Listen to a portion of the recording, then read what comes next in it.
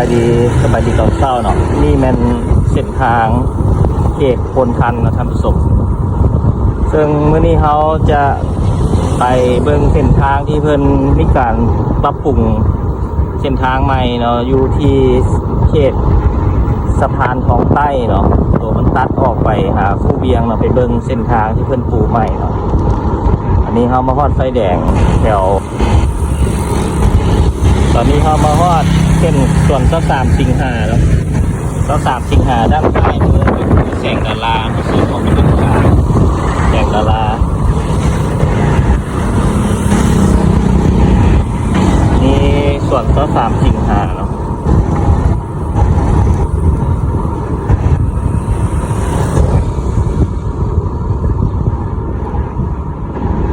นี่เนาะเส้นทางที่เป็นปูทางใหม่นี่เป็นเส้นทางในหอมซอยเนาะที่ว่าเพิ่นปูพื้นใหม่นะท่านผู้ชมเพราะว่าทางเส้นนี้นี่มันไปซอดใส่เส้นสะพานทองใต้เนาะแล้วออกคูเวียงเนาะท่านผู้ชมเดี๋ยวว่าเบิ่งปัจจุบันหน้าตาเป็นอะไรเนาะก็ปูทางได้มีความสวยงามและปูอย่างอัสฟันหนาเติมแต่ก่อนทางนี้ก็ขุมน้อยขุมใหญ่หลายปัจจุบันนี่โอ้สบายขึ้นไปเนาะเดินทางสะดวกสบายขึ้นกว่าเก่า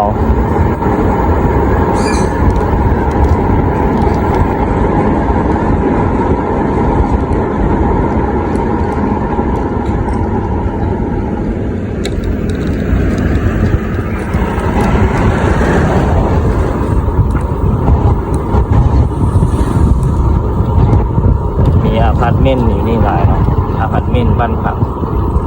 ทางในซอยเนาะท่านผู้ชม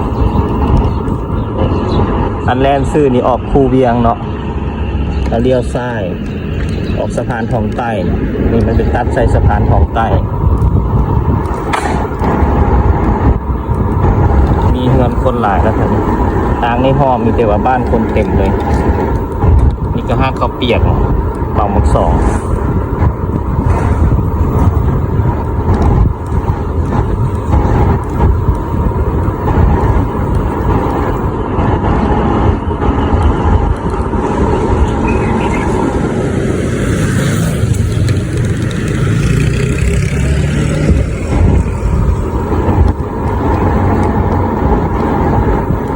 สุดอยู่นี่เนาะ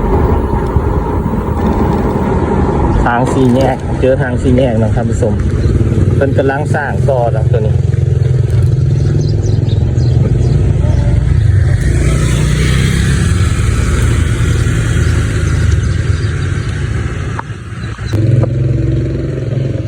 ท่านผู้ชมซึ่งด้านหน้าเป็นเส้นทางที่ออกไปตัดใส่ถนนคูเวียงเนาะเพิ่นมีการกั้นไว้เนาะเพราะว่ากระเจ้าซีเฮ็ดทางมาเสื่อมจอดกันเนาะเป็นคอนกรีตตัวนั้นเนาะปูคอนกรีตเนาะมาเสื่อมจอดใส่เส้นจะออกไปเส้นจะตัดใส่ตัวทั้งหน้านี่มันไปออกไปส่วน23 สิงหาเนาะเส้นตัวนี้มันแลนออกไปคู่ไปแถว103เนาะท่านผู้ชมบ่อด้านหน้านี่เป็นทางคอนกรีตหมดเพราะเส้นนี้บ่อนใดที่ว่าเป็นคุมเลิกแล้วก็กระเจ้าก็จะเฮ็ดเป็นทางคอนกรีตเสริมเล็กเนาะที่มันเสื่อมจอดกันกับทางหน้าอันนี้มันมาสุดอยู่บนนี้นะท่านผู้ชมสามารถเสื่อมจอดกันมันออกไปตัดใส่เส้นถนนลาวไทยเนาะเส้น103ตัวหน้า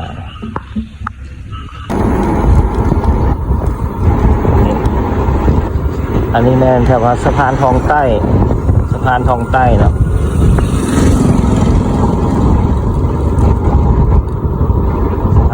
้เนี่ยในห้อมในทางในห้อมเนาะปัจจุบันนี้ก็คือว่าทางดีอ่ะไปมาสะดวกสบายเนาะคันเลี้ยวเส้นนี้นี่มันออกคูเวียงเนาะ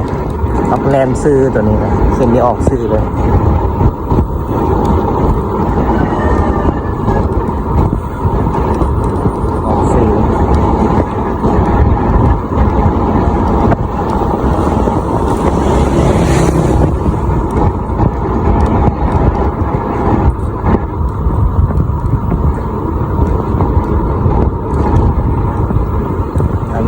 เรียน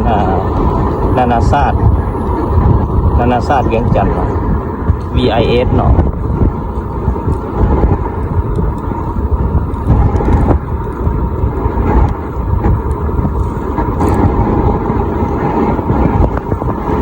นี่ปัญญาทิพย์ตัวนี้เป็นของโรงเรียนปัญญาทิพย์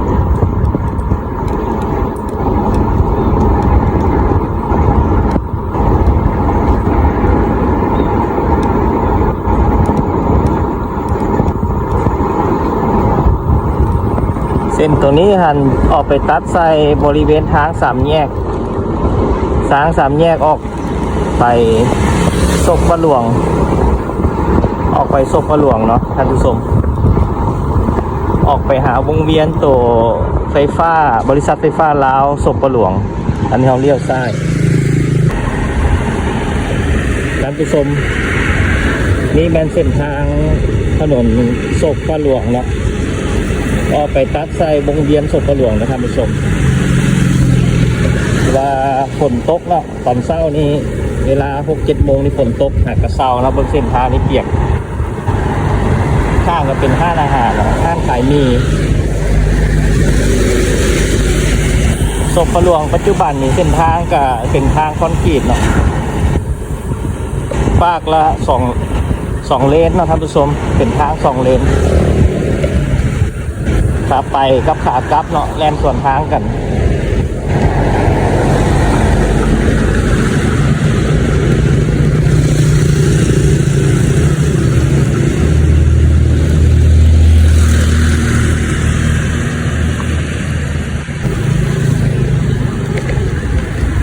เป็นทางดีเนาะการไปมามันสะดวกสบายหลายกว่าก่อนนะท่านผู้ชมทางเส้นนี้ออกไปตัดใส่สี่แยกไฟแดงเส้นทางลักซีเนาะเขตบ้านวัดนาคเนาะตัวออกไปตัดใส่แคมป์ของซึ่งด้านหน้าเขานี่ก็แมนวงเวียนเนาะวงเวียนใหญ่แล้วก็